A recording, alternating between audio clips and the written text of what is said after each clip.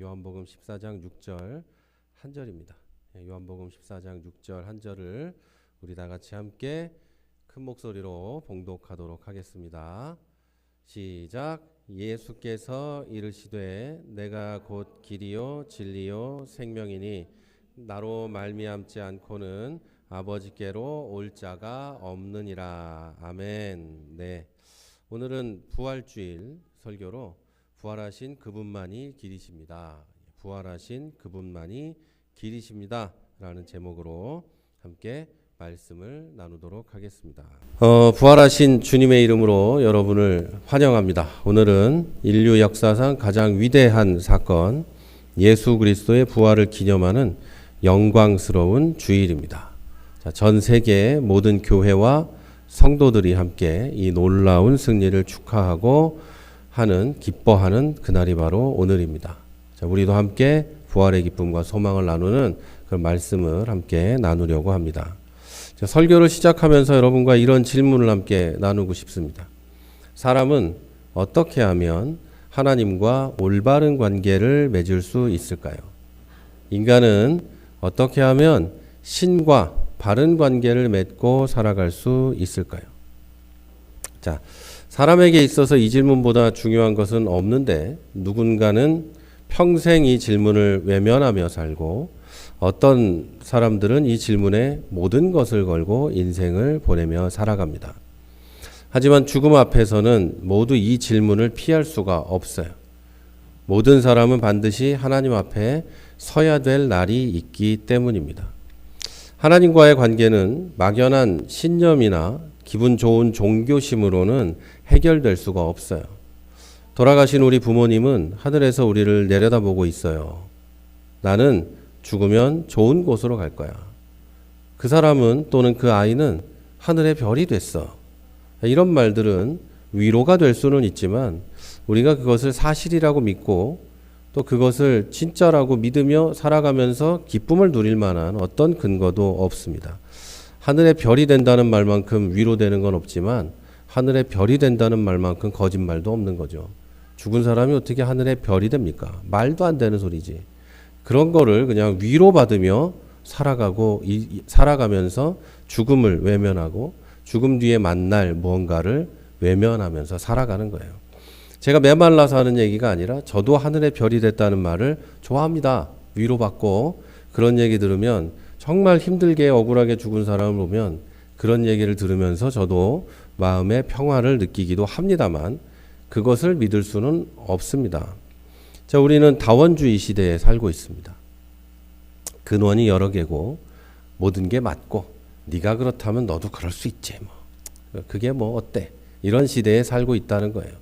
물론 이걸 그 옛날에 르네상스부터 포스트 모던을 지나서 지금까지를 설명하려면 시간이 많이 필요하겠지만 어쨌든 지금 우리는 다원주의 시대에 살고 있어요. 이 시대의 사람들은 모든 길은 결국 하나님께 가는 거야.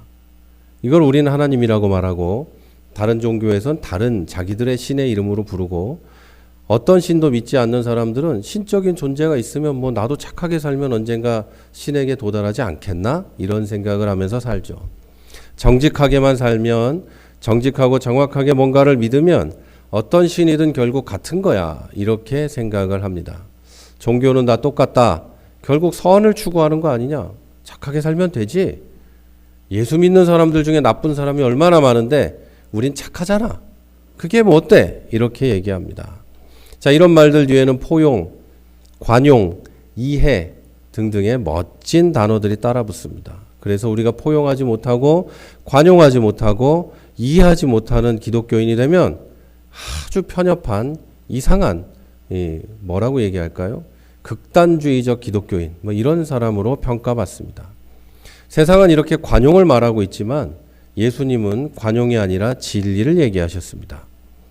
예수님은 배타적인 선언을 오늘 본문에서 명확하게 하고 계시는 거죠.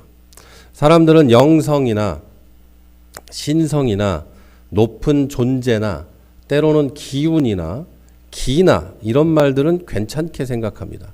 심지어 귀신도 괜찮다고 하고 뭐 무당도 괜찮다고 하지만 예수라는 이름만 나오면 불편해합니다. 그래서 예수라는 이름만 얘기하면 갑자기 분위기가 싸늘해집니다. 그 이유는 관용의 시대, 다원주의 시대에 예수님이 배타적인 선언을 하신 것, 그리고 예수 믿는 사람들이 그 배타적인 선언을 믿고 살아가고 말하고 있기 때문에 그게 싫은 겁니다. 예수님은 구원의 길에 있어서 타협 없는 유일성을 선언하셨어요. 오늘 본문에서 내가 곧 길이요 진리요 생명이니 나를 말미암지 않고는 아버지께로 올 자가 없느니라, 이렇게 얘기하셨어요. 이 말은 단지 종교적인 교훈이 아니라 하나님의 유일한 구속 계획의 중심적인 선언이에요. 하나님의 구속 계획에는 오직 예수님만이 하나님인 자신에게 인도할 수 있다는 계획이 들어있는 거예요. 다른 길로는 하나님께 도달할 수 없다는 이야기죠. 다른 표현으로 하면 예수 그리스도를 믿어야만 하나님께 갈 수 있다는 이야기고, 믿지 않으면 절대 하나님의 계획에 도달할 수 없다는 거예요.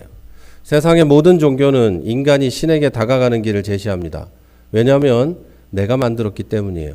사람이 만들었기 때문에 내가 연구하고 공부하고 때로는 돌을 닦고 자기 나름대로 기도하면서 깨달은 게 종교가 되었기 때문에 그 사람이 신에게 도달했던 길, 깨달음을 얻었던 길을 제시해 줍니다. 석가모니는 보리수나무 밑에서 깨달았죠. 천상천하 유아 독존이다 깨달았죠. 또 다른 종교들의 깨달음을 얻은 사람은 나름대로의 깨달음들이 있습니다. 그 깨달음을 가지고 자기 나름대로 말을 하고 이야기를 했고, 그것에 대해서 제자들이 또 글도 쓰고 책도 써서 종교가 되었죠. 그렇지만 예수님은 하나님께서 인간을 향해 오신 분이죠. 예수님은 삶의 지혜를 가르친 분이 아니라 우리의 죄를 대신 짊어지고 죽으시고 부활하신 하나님의 아들이십니다. 부활은 예수님의 이 선언이 진리라는 걸 증명해요. 만약 예수님이 부활하지 않았으면 이 말씀은 한 종교 지도자의 허망한 주장에 불과했을 거예요. 그러나 부활은 예수님이 진정한 하나님의 아들이시고 그분만이 우리를 하나님께로 인도하는 유일한 길이라는 것을 증명합니다. 자, 이렇게 길이요 진리요 생명이신 예수님은 누구를 위해서 세상에 오시고 죽으시고 부활하셨을까요? 누가복음 2장 17절에서 예수님은 건강한 자에게는 의사가 쓸데없고 병든 자에게라야 쓸데있느니라. 나는 의인을 부르러 온 것이 아니요 죄인을 부르러 왔노라. 이렇게 말씀하십니다. 예수님께서 세상에 오신 이유는 바로 저와 여러분과 같이 연약하고 병든 사람들, 자신의 죄를 인정할 수밖에 없는 사람들 위해서입니다. 예수님은 그래서 보지 못하는 사람의 눈을 열어주시고 귀가 들리지 않는 사람의 귀를 열어주셨죠. 말하지 못하는 사람은 말하게 되고 죽은 사람은 살아났습니다. 마귀의 얽매인 자를 자유하게 하셨고 사람들에게 버림받은 사람들을 존귀하게 하셨고 예수님은 이런 사람들을 부르러 오셨고 그러한 예수님의 사역은 지금도 계속되고 있습니다. 그리고 수많은 사람들을 변화시키고 있습니다. 그리고 오늘도 예수님의 이런 사역은 계속되고 있어요. 교회 안에서 여러분에게 보이는 크고 작은 변화들을 발견할 때 저는 예수 그리스도의 기적이 우리에게도 일어나고 있다는 걸 분명하게 발견합니다. 여러분 스스로 모를 수 있지만 저도 알고 하나님도 알고 여러분도 자세히 살펴보면 내가 얼만큼 변했는지를 알 수 있습니다. 또한 저도 부활하신 예수님의 은혜로 새로운 삶을 살아가는 사람의 하나입니다. 저는 모태신앙이고 6살, 7살 때부터 목사를 하겠다고 결심하고 꿈이 바뀐 적이 한 번도 없는 놀라운 사람이에요. 지금 50이 넘었는데 단 한 번도 꿈을 바꾼 적이 없어요. 나는 목사가 될 거다. 그리고 침례 받을 때도 내가 먼저 받겠다고 뛰어들어가서 6살 때인가 몇 살 때 받은 대단한 사람이에요. 4살 때라고 합니다. 우리 어머니가 증언을 하던데. 보통 사람이 아닌 거예요. 저는 어렸을 때부터 이 세계에서는 정말 놀라운 믿음의 사람이었어요. 이런 사람이 몇 없어요. 침례를 4살 때 받겠다고 뛰어들어갔지만 목사님이 문답할 때 다 대답했어요. 침례문 어리다고 안 하거든요. 다 하지. 다 대답하고 침례를 받은 사람이에요. 어렸을 때부터 성경 퀴즈 대회는 항상 1등이었고 성경을 달달 외우던 사람이에요. 정말 그랬어요. 성경 암송 대회도 했다니까요. 어렸을 때 한 장을 외워와라. 다 못 외워도 저는 외웠어요. 우리 누나하고 우리 누님이 머리가 저보다 조금 더 좋아서 다 하던 사람이에요. 그런데 제가 신학교를 갔더니 저 같은 애가 150명 있는 거예요. 서울대학교 법대 간 애들이랑 똑같은 거예요. 서울대학교 법대를 가면 내가 똑똑한 줄 알았는데 나 같은 애가 한 300명 앉아 있는 거 아니에요. 신학교를 가면 여러분 우리 때는 뭐 경쟁률이 높았으니까 저 같은 애가 150명이 있어요. 다 똑같은 애들이에요. 다 교회에서 다 그렇게 자랐고, 물론 중간에 이제 회심한 애도 있지만 모태신앙도 저 땐 많았고 다 비슷한 사람들만 있어요. 그러니까 특별한 건 하나도 없는 거예요. 뭔가 특별해서 그런 일을 할 수 있었고 특별해서 뭐 목사가 되겠다고 한동안 생각을 했으나 그런 게 아니었던 거죠. 그러면서 신학교에 가서야 저는 이 진리를 탐구하는 사람이 됐던 거예요. 그전에는 그냥 교회 다니면서 그런가 보다 하고 살았던 거예요. 선생님이 얘기하면 그렇구나, 전도사님이 얘기하면 그런가 보다 했던 거고, 뭐 대단한 교회 오빠 같았지만 아는 건 아무것도 없는 쥐뿔도 없는 사람이었던 거죠. 그러다가 신학교에 가서 진리를 탐구하기 시작합니다. 그러면서 공허함과 영적 혼란의 시기를 지나게 되고 어느 날 예수 그리스도를 온전하게 만나게 됩니다. 그날 이후로 저는 이전보다 옛날보다 조금 나은 사람이 된 게 아니라 전혀 새로운 사람이 됩니다. 전혀 새로운 피조물, 이게 되는 거죠. 고린도후서 5장 17절이 이렇게 말합니다. 누구든지 그리스도 안에 있으면 새로운 피조물이라. 이전 것은 지나갔으니 보라 새 것이 되었도다. 이렇게 말합니다. 그래서 예수님을 정말로 만난 사람은 조금 더 나아지는 사람이 되려고 노력하는 게 아니라 이미 나는 새로운 사람이기 때문에, 새로운 존재, 피조물이 되었기 때문에 그냥 그렇게 사는 거예요. 예수 믿는 사람이 착하게 살려고 노력하고 있는 것만큼 좀 수상한 게 없어요. 원래 그렇게 되는 거예요. 원래 자동으로, 오토매틱, 자동으로 어떤 상황에 기어 1단 들어가고 2단 들어가고 5단 들어가는 것처럼 자동으로 기어 들어가는 이 자동차처럼 자동으로 그렇게 들어가는 거예요. 그리고 내가 불의에 저항하고 성경과 다르고 진리와 다른 것에 저항해야 될 때는 갑자기 그냥 급발진하는 이런 사람이 되는 거예요. 원래가. 그걸 노력해서 되는 게 아니고 원래 예수를 믿으면 그렇게 됩니다. 그러나 처음 예수를 믿은 사람이나 아직 신앙이 튼튼하지 않은 사람은 그 어떤 상황이 왔을 때 기어가 들어갈 때 갑자기 기어가 고장나기도 하고 실패하기도 하고 실수하기도 하죠. 저도 그랬고 지금도 그러고 있는 거예요. 누구나 다 똑같아요. 그러나 새 것이다는 건 변하지 않는 사실이에요. 새 것이 되려고 노력하는 게 아니라 이미 새 것인데 새 것의 삶을 사려고 애쓰며 살아가는 것, 그게 그리스도인의 삶이죠. 그런데 여기서 한 가지 확인할 게 있습니다. 예수님은 진짜로 부활하셨을까? 진짜일까? 예수님은 십자가에 고난당하시고 죽으시고 무덤에 묻혔어요. 이 사실은 누구나 다 아는 사실이에요. 예수 안 믿는 사람도 역사적 사실을 조금만 인식하고 있는 사람은 다 압니다. 그런데 사흘 뒤에 예수님은 성경에 의하면 무덤에 계시지 않았어요. 예수님 자기 말씀하신 그대로 살아나셨어요. 이 부활 사건은 제자들의 삶을 완전히 바꿨습니다. 그들은 죽음을 두려워하던 사람이었어요. 죽는 게 무섭고 심지어 그냥 아무 칼이나 무기도 들고 있지 않은 종교 지도자들도 무서워하던 사람들이었어요. 그래서 뭔가 힘도 세 보이고 능력 있어 보이는 예수님 뒤를 졸졸 쫓아다니며 나도 뭔가 이분과 함께라면 뭔가 해먹을 수 있겠다 하던 사람들이에요. 예수님이 십자가에 달려 돌아가실 때도 싹 다 도망갔어요. 늘 말씀드리죠. 싹 다 도망갔다. 이 말은 우리에게 큰 소망을 주죠. 우리도 도망갈 거니까 큰 소망을 줘요. 그런데 예수님, 부활하신 주님을 만난 이후에는 복음을 위해 기꺼이 생명을 내놓는 사람들이 되었습니다.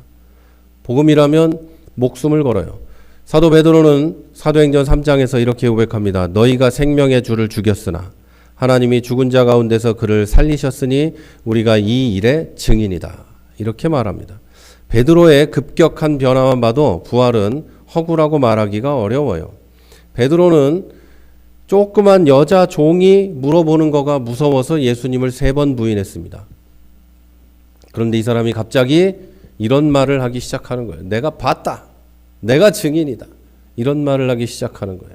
그리고 나중에 이 사람도 순교를 당하게 되죠. 제자들이 시신을 훔쳤다든가 로마 병사들이 바꿔치기 했다든가 이 말은 말도 안 되는 얘기예요.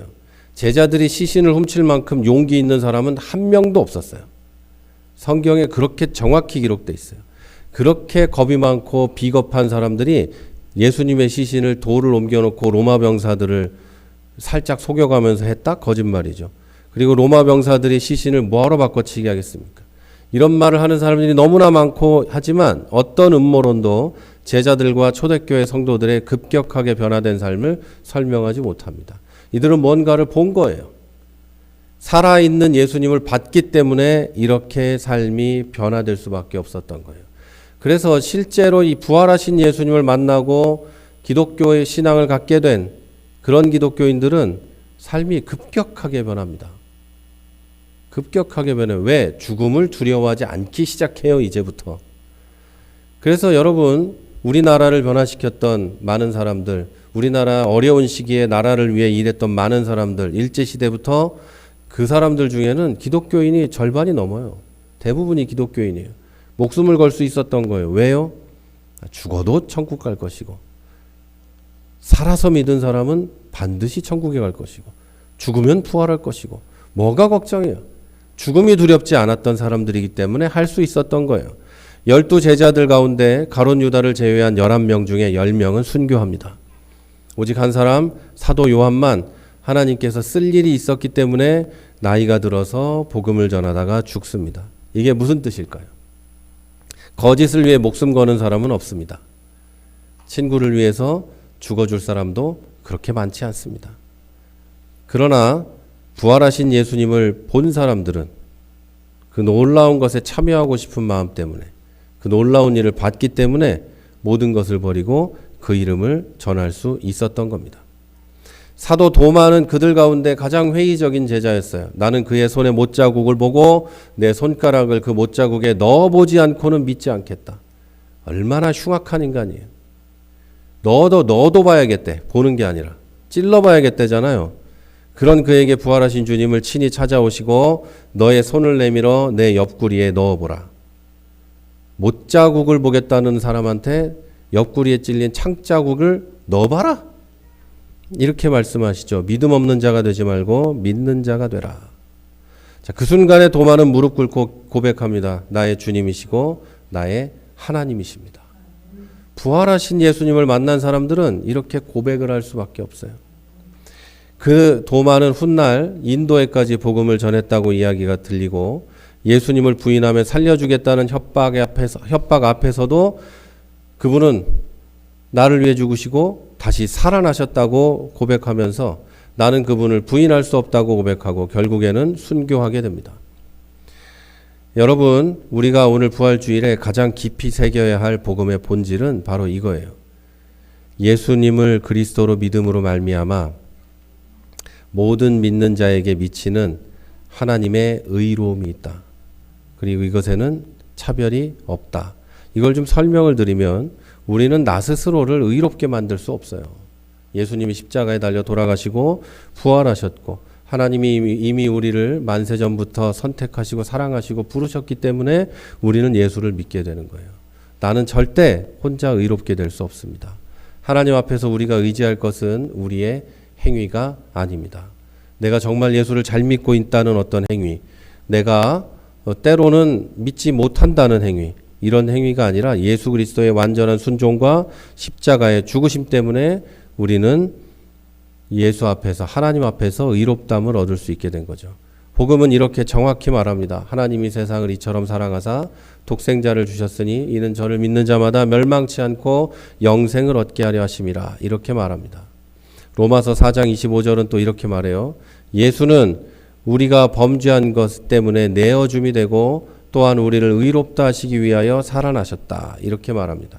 그리스도의 죽으심이 우리가 지은 죄값을 지불하기 위한 거라면 그리스도께서 다시 살아나신 것은 우리를 의롭게 하기 위함이라는 거예요. 여기에서 의롭다 하시기 위하여, 의롭다 하시기 위해서, 의롭다 함이라고 번역된 헬라어 디카이오시스는 올바르다고 선언하는 사법적 판결을 말해요. 영어로는 justification을 말합니다.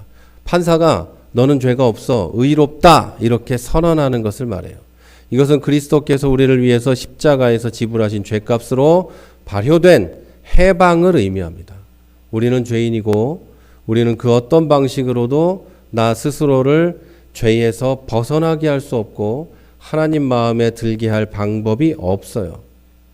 그런데 예수 그리스도께서 십자가에 달려 돌아가심으로 우리의 죄값을 치르시고 하나님이 나를 사랑하고 부르심으로 내가 그 예수를 믿게 되고 나는 하나님 앞에 죄가 없다고 판결을 받는 겁니다.